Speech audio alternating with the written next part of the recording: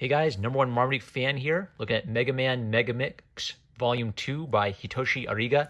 When I reviewed Volume 1, I basically said it's a fun, sort of creative rework of the old Mega Man games. Hitoshi Ariga talks about Mega Man as a game he used to play as a kid and then grew up and started working on manga kind of later in the series life. I learned in Volume 2 that he actually basically earlier in his career, he did little funny bonus comics for Mega Man before getting to work on his own series. So he'd do like little advertisements for the Mega Man soccer game, just as a way of like introducing kids to that. And then eventually, a few years go by, and he gets Capcom gives him a chance to do his spin on Mega Man. And basically, his spin is to not treat Mega Man as entirely a little kid character. And his argument is, when I was playing the games as a kid, I imagined kind of like this bigger, adventurous world in my head. When I reviewed Volume 1, there was kind of like this weird thing where he skipped over some of the game content. I thought, I wonder if there's like a missing chapter or something. So what I figured out in Volume 2 is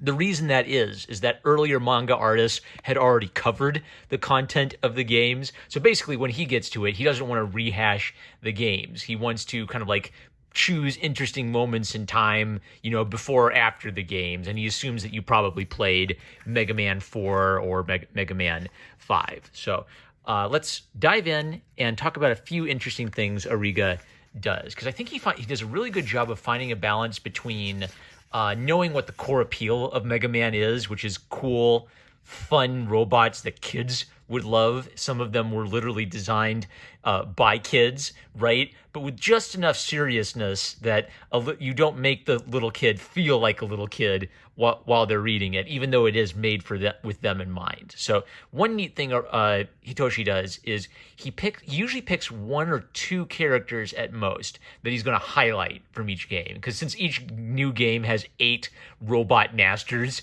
to fight, if you tried to flesh out all 8 of those characters every time, you'd be going nuts. So sometimes it's Quick Man, sometimes it's Shadow Man. He usually tries to pick one he thinks that the game designers were trying to highlight or showcase in some way. So he had a comment in the introduction where when he played Mega Man 4, he noticed that Skull Man doesn't move until you move, and then he'll try to attack you. So it kind of gives Skullman almost like this, samurai vibe where he's patient and he's maybe playing a bit of a head game with you. So that gets Satoshi thinking, and he thinks, okay, so what should I do with a guy like Skullman who just has that kind of vibe? Now, that's not much of a character, right? The only thing Hitoshi has to work with is that he's a robot with like a skull theme, and he has kind of like this cool, menacing moment before he attacks you in the game. Based on that, he constructs a whole character. So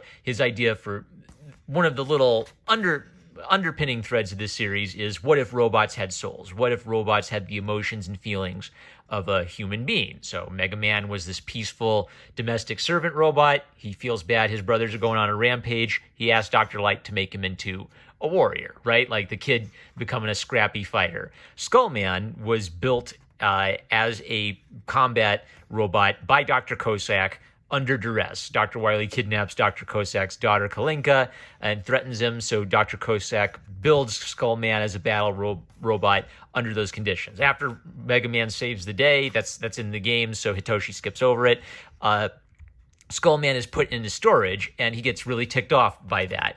He's basically been locked away and is suffering from abandonment issues based on the way he's been treated. So, of the 8 characters in that game, Shadow Man is the only one who's given a real strong character arc. The others actually show up as good guys, or some of them are kidnapped by Wily and reprogrammed, so it's like 4 versus 4. There are a couple characters who do have a couple little interesting things. So one thing Hitoshi does is he makes sure that, Skullman's the main character, but if you liked one of the other robots, they should all get their own little moment. So Dive Man's just kind of like a big, dumb, strong guy who likes to fight, so there's some comedy at his expense.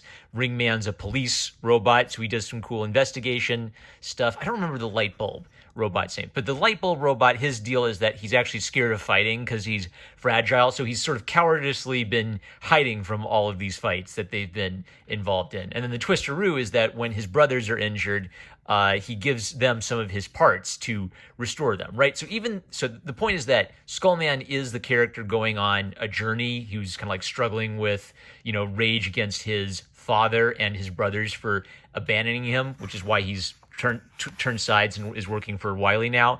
But Hitoshi does want to at least give the other robots a little moment in the sun. Is there anything else I wanted to highlight in this story? This is one of the nicest stories in terms of having like the theme of robots being treated not fully as human underpinning it. So one of the ways that this is underscored is Kalinka, the daughter, starts to hate robots because of her bad experience with robots.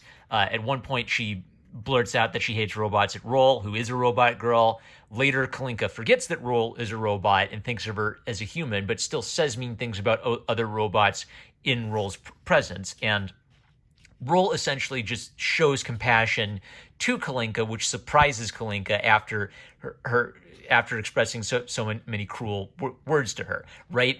So what's neat about this is the parallel between Roll showing compassion to Kalinka in spite of Kalinka's bias, and Skullman not being shown compassion by his master, thus pushing him down the road to the dark side. So neat little parallel there. Now, there are some things later where I don't know how they're supposed to fit into the games, and maybe it's because this is a Megamix, this is a remix. We're actually not supposed to worry too much about how this fits into the continuity of the games, but in the chapter that introduces like the robots from the 5th game, Bass or Bass shows up.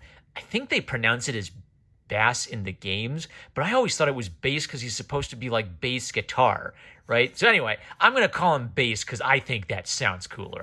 I'm deciding that's going to be canon on the #1 Marmaduke fan show. I don't know about Capcom. So bass was introduced in the 7th game. The Robot Masters were introduced in the 5th game. How does this fit into the timeline? Who cares? We're making our own unique take on the Mega Man universe, so we're just going to make it work. So Bass was built by Dr. Wily as a direct competitor to Mega Man and with the intense desire to defeat Mega Man and prove he's stronger. Meanwhile, some mysterious guy keeps showing up in the background in a long black cloak. Who could he be? So, jumping ahead, this is a good example of Aragi doing some creative stuff, right? So again, it'd be boring if Mega Man just showed up and beat the 8 Robot Masters every single chapter. So he sometimes takes a break, and sometimes he'll just do something more serious, and sometimes he'll do something more funny. So this is a more funny chapter where instead of the 8 bad guy robots being evil, he does this gag where the 8 bad guy robots have to get a little job at the carnival to pay for all the bills that Dr. Wily racks up. And there's just some great comedy where the heroes see them and assume they're up to no good. Bass, who's serious about killing Mega Man, shows up and causes trouble. But then the eight other bad guy robots who are supposed to be on Bass's team, they team up and stop him from destroying the carnival because that's their job. So it's a great gag because it has bad guys doing something dumb, but also doing the right thing.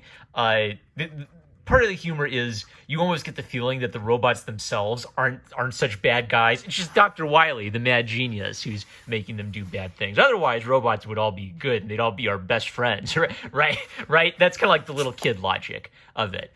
Later, as the Bass's grudge match with Mega Man is heating up, Proto Man shows up. So Proto Man in the game is sort of like the older brother, mysterious tough guy, right? I think in the manga they actually skipped over that part of the game, but in the little side story, Proto Man shows up and has his epic appearance. And at first it looks like Proto Man's the more serious fighter between Proto Man and Mega Man, right? Like he's older, a little bit more worldly wise and experienced, but after exchanging blows with Bass, Proto Man makes the point that, actually, between the two of us, neither of us is stronger. Mega Man has more potential than either of us. So what's neat about Proto Man as a kind of older brother figure is, yes, he's more experienced, but he sees a lot more potential in Mega Man when he's actually serious about fighting. The problem with Mega Man is he's such a pacifist. He has such a gentle heart that it's hard for him to unlock his inner violence and unleash that on someone. I've seen this before. somewhere.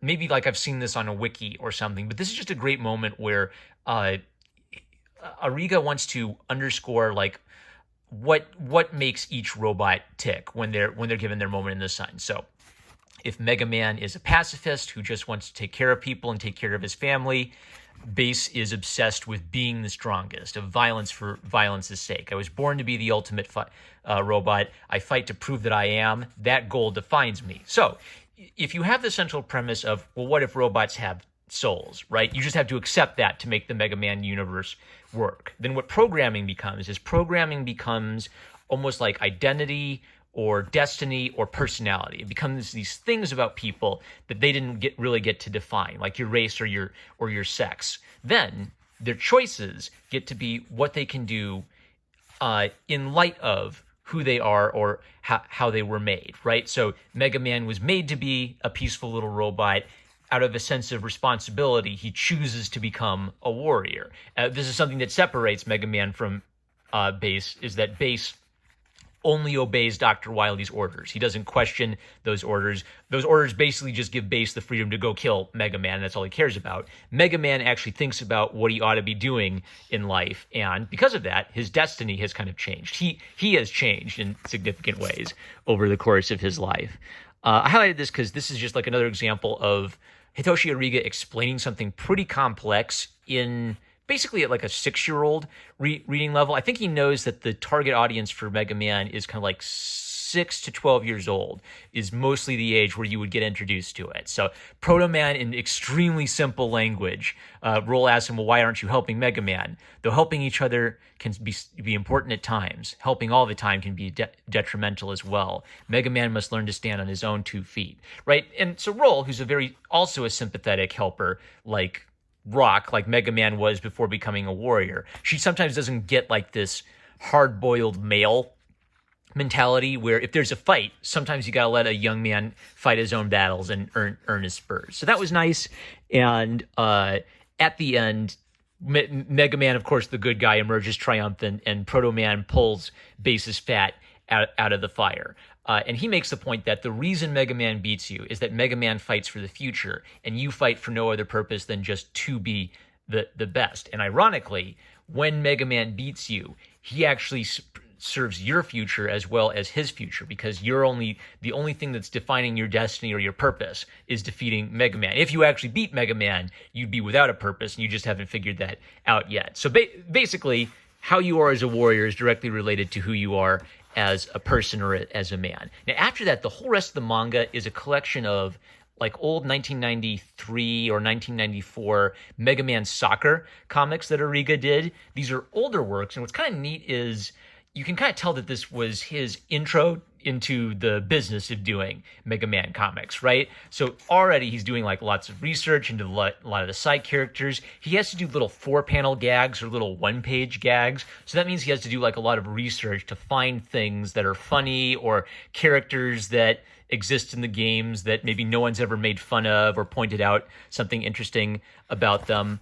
And I highlighted this because he also does a few different creative things. Like sometimes he'll come out and interview the characters as the manga artist and ask them questions. He knew how in Capcom literally took designs from little kids and had a design submission contest for Mega Man 2. So he did his own thing like that. He asked kids to send him designs for robots that he would illustrate in the manga, right? So if you're a kid, it'd be so cool to see your robot design actually showing up in the manga you read. And Ariga, again, is paying attention to the history of the character and the appeal of the franchise, which is robots that little kids like, and actively encouraging little kids to participate in the manga and the design process. He gets the franchise he's working in. He gets the audience that he's writing for. And what's beautiful about it is he really is adding his own creative spin on the franchise while staying true to, I'd say, kind of like the core, almost childlike simplicity of the original games. And there's a continuation of the great interview between Keiji Inafune and Hitoshi Ariga, where he just asks him about the design process and the history of the early games. So it's really interesting hearing an artist talk to a game designer actually about some of the creative hurdles they had to overcome because of the hardware back then. So excellent. great for a Mega Man fan, great for a kid. My only qualification is sometimes because he does skip over content in the games, there might be moments where a kid will say, well, wait, what happened? What happened there? Well, you got to go play the game to find out what happened there. But to his credit, Ariga does give you like a one-page recap of what happened in that game. So I haven't played all the Mega Man games, but basically he gives me all I really need to know to follow. It's a story about cool robots fighting each other. Ariga doesn't want it to be so complex you can't follow it or get lost, and he wants it to be really easy. Basically, the way these were published is they'd want a kid to pick it up at any point and just get right into the action. So there's no problem of like getting confused by what's going on with an overly complex plot. It's a simple plot, which is serving sort of the sweet, innocent, what would it be? The romantic appeal of a character like Mega Man. There we go. All right, so that's Volume 2. Next, I'll do Volume 3. So thank you guys. I'm #1 Marmaduke fan. Thank you to Jack the Raccoon for recommending this series, and I'll catch you later.